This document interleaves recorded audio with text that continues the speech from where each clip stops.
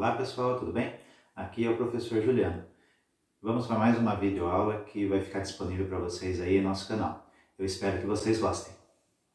Então pessoal, dando sequência na nossa videoaula a respeito de campo magnético, vamos falar hoje aí, né, como que a gente calcula, como determina o campo magnético através de quando a gente precisar trabalhar com um solenoide, tá? Qual que é a diferença, entre a bobina e uma solenoide, Principalmente o formato, tá? O formato mais comprido. Então, a gente vai ter que trabalhar com equações diferenciadas, tá? Tanto para a bobina quanto para a solenoide, tá? Então, o campo magnético no interior do solenoide, ele vai ser uniforme e tem direção no eixo geométrico. Como que ele seria, Ele seria nesse sentido aqui.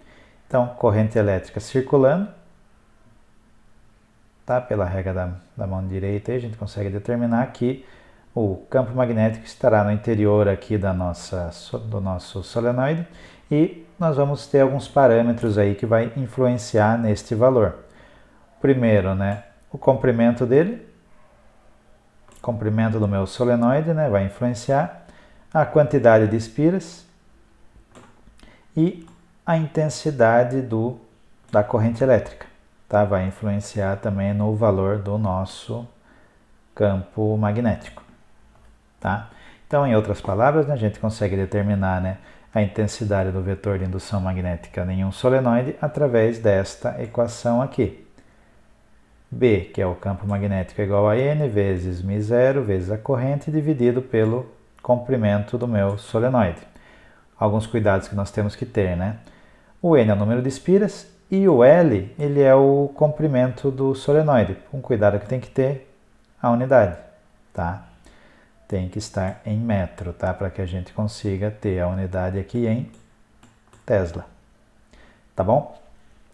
E para agora, vou mostrar para vocês aí algumas aplicações, do uso do campo magnético, no nosso cotidiano.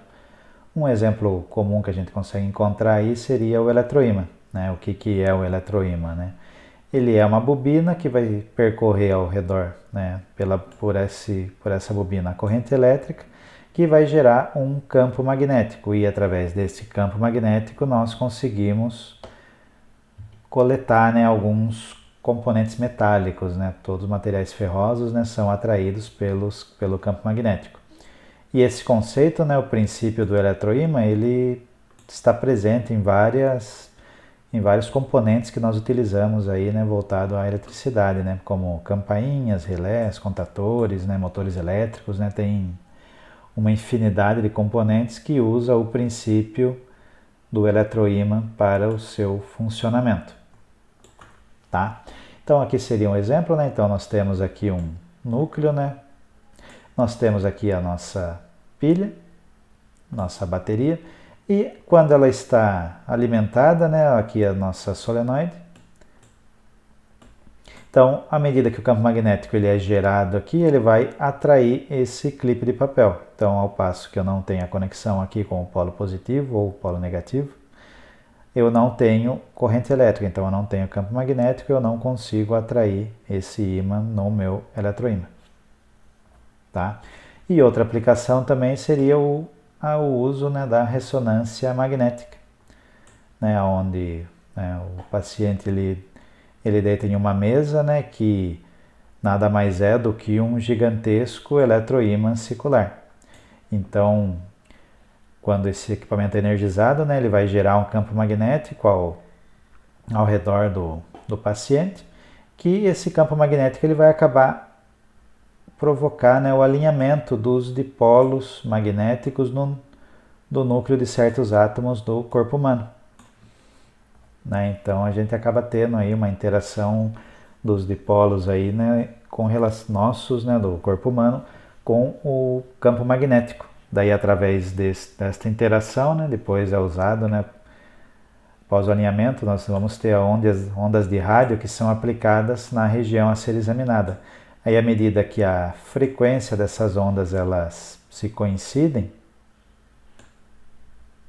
com a frequência natural dos núcleos, eles vão acabar fazendo as imagens em corte.